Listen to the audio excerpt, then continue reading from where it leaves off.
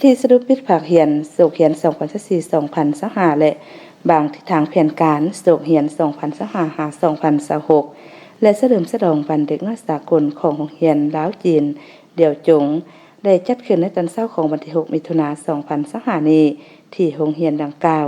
โดยการเข้าร่วมของท่านบุญจันทร์ไมตวนรองหัวหน้าแผนกศึกษาธิการและกีฬาแขวง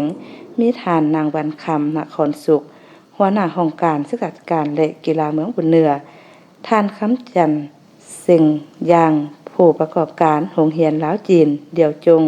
มีองค์การปกครองบ้านครูอาจารย์ผู้ปกครองตลอดหดน้องนักเรียนเข้าร่วมอย่างหลวงหลายท่านคำลาลาลาวงศ์อำนวยการโรงเรียนลาวจีนเดี่ยวจงได้ผ่านบทสรุปย่อ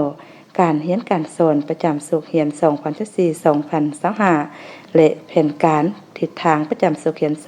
2025-2026ซึ่งท่านได้ยกให้เห็นสภาพรวมด้านดีด้านอ่อนข้อสะดวกข้อยุ่งยากและมาตรการแก้ไขปัญหาข้อคงค้างในสุขเรียนต่อไปโรงเรียนลาวจีนเดี่ยวจงเป็นโรงเรียนเอกชนแห่งหนึ่งที่ตั้งอยู่บ้านกองเมืองบุญเหนือแขวงพงศาลีประกอบมี4ชั้นเรียนคือชั้นอนุบาลชั้นประถมชั้นมัธยมและบำรุงภาษาจีนภาคคำประกอบมีห้องเรียนอนุบาล4ห้องประถม5ห้องมัธยมต้น5ห้องภาษาจีนภาคคำ2ห้องห้องการอำนวยการ1ห้องห้องการครู1ห้องมีอุปกรณ์รับใช้ห้องการครูครบสุดมีนักเรียนในแต่ละชั้นเรียนทั้งหมด534คนหญิง258คนชั้นอนุบาลนักเรียน113คนหญิง65คนชั้นประถมประกอบมีนักเรียน197คนหญิง91คนชั้นมัธยมต้นมีนักเรียนทั้งหมด154คนหญิง72คนบำรุงภาษาจีนภาคคำประกอบมีนักเรียนทั้งหมด60คนหญิง30คน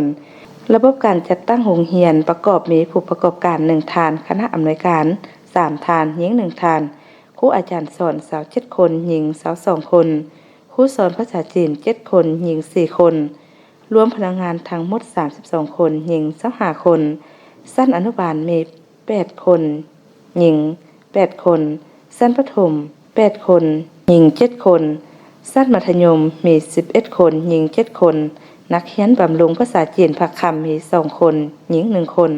ผ่านจากการเรียนการสอนใน1สุขเรียนที่ผ่านมาได้ส่งนักเรียนเข้าร่วมการซับเสงนักเรียนเก่งขั้นเมือง1ครั้งชั้นป .5 มี3น้องใน3วิชาคือภาษาลาวคณิตศาสตร์และวิทยาศาสตร์สิ่งแวดล้อมและชั้นม .4 มี4น้องใน4วิชาคือภาษาลาวคณิตศาสตร์ฟิสิกส์ศาสตร์และเคมีศาสตร์เข้าร่วมการซับเสงนักเรียนเก่งขั้นแขวงชั้นม .4 มี2น้องคือมี2วิชาคณิตศาสตร์และฟิสิกส์ศาสตร์เสียงในประเภทที่1วิชาคณิตศาสตร์ประเภทที่2วิชาฟิสิกส์ศาสตร์และเข้าร่วมซับเสงนักเรียนเก่งระดับศาสตร์มี2น้องมีวิชาคณิตศาสตร์และฟิสิกส์ศาสตร์ในพิธีได้มอบใบจบชั้นให้นักเรียนจบชั้นอนุบาลจำนวน38คนหญิง23คนพร้อมทั้งมอบรางวัลประเภทต่างๆให้แก่นักเรียนดีเรียนเก่งแต่ละประเภทและครูสอนดีสอนเก่งและมอบทุนการศึกษาให้กับน้องนักเรียนจำนวน10ทุนรวมมูลค่า20ล้านกีบเติมอีกสำหรับทิศทางแผนการแม่นทางโรงเรียนได้ขยายชั้นเรียนโดยเฉพาะแม่นชั้นม .5 และยังต้องการร่วมงานเป็นต้นแม่นครูสอนจำนวนหลายในแต่ละชั้นเรียนโอกาสที่ทานคำจันทร์เสียงยางผู้ประกอบการได้มีคำเห็นว่าเปียกงานศึกษาและกีฬาเป็นเปียกงานละเอียดอ่อนเพราะได้เฮ็ดเบียกกับคนมีสายผูกพันอย่างสนิทแน่นกับหลายภาคส่วนในสังคมดังนั้นปัญหาคุณภาพการศึกษาบ่เพียงแต่ทางโรงเรียนต้องได้ประกอบอุปกรณ์การเรียนการสอนอาคารสถานที่สร้างทุกปัจจัยที่เอื้ออำนวยความสะดวกให้แก่กระบวนการเรียนการสอนครูอาจารย์มีความเอาใจใส่ต่อหน้าที่เวียกงาน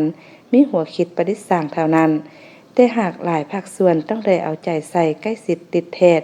ส่งเสริมลูกหลานอย่างตั้งหน้าโดยเฉพาะแม่นเวลาอยู่เฮือนนำพ่อแม่ผู้ปกครอง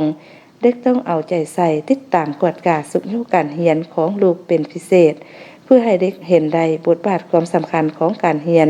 และกลายเป็นนิสัยมันคุณคั่วหามเรียนด้วยตนเอง ในโอกาสนี้ท่านบุญจันทร์ไมต้วนห้องหัวหน้าแผนกศึกษาธิการและกีฬาแขวงได้โอลมได้แสดงความสมเสยต่อผลงานที่ครูอาจารย์ญาติมาได้ใน1สุขเฮียนที่ผ่านมาและท่านยังได้เรียกร้องให้ครูอาจารย์ถูกภาคส่วนจงเอาใจใส่คนคั่วสิทธิสอนให้ถูกต้องตามหลักสูตรการเรียนการสอนตามตำราที่กระทรวงศึกษาก็คือแผนกศึกษาแขวงได้กำหนดไว้และถูกต้องตาม3ลักษณะ5หลักหมุนการศึกษาแห่งชาติเพื่อให้ไทยโรงเรียนแห่งนี้กลายเป็น1กำลังแห่งที่ประกอบส่วนเข้าในการก่อสร้างทรัพยากรมนุษย์ให้นับมือมีคุณภาพดีขึ้นไปเรื่อยๆพร้อมกันนี้ก็ได้สร้างการร่วมมือเกี่ยวกับการเรียนการสอนกับต่างประเทศโดยเฉพาะแม่นสปจีนเพื่อพร้อมกันพัฒนาทรัพยากรมนุษย์ของแขวงพงศลีก้าวขึ้นอย่างบ่หยุดยั้ง